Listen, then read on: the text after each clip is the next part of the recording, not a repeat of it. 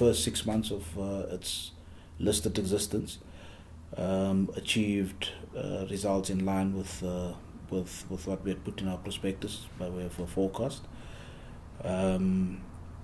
And that was great. I think the economic circumstances at the moment are not the greatest, and that sort of thing. But again, it's testimony to how defensive our portfolio is to have achieved that. I think investors are generally quite concerned with new listings around forecasting risk in it.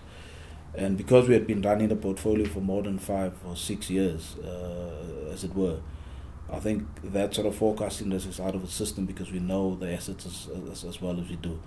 I mean, basically the core of the portfolio had been with us for as long as I've just stated. The results were well received by the market, especially our core investors. Our biggest investors are institutional retirement fund managers.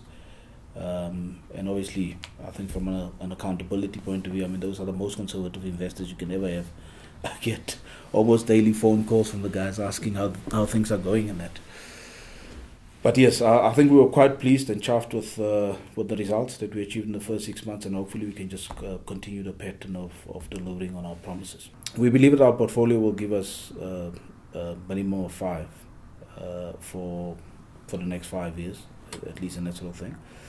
And for that reason, I think both A's and B's are reasonably safe from a growth perspective. In terms of how our shares done since listing, the A units have traded up quite nicely.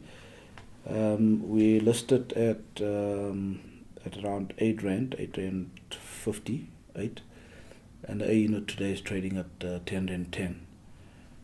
So I think unit holders have been handsomely rewarded both in terms of income and in terms of share price performance. Our B units have also traded up quite nicely. We listed those at 5.50, and they're now today trading at around 6.45. The last time I checked. Again, that's growth in excess of 10% in terms of just share price performance.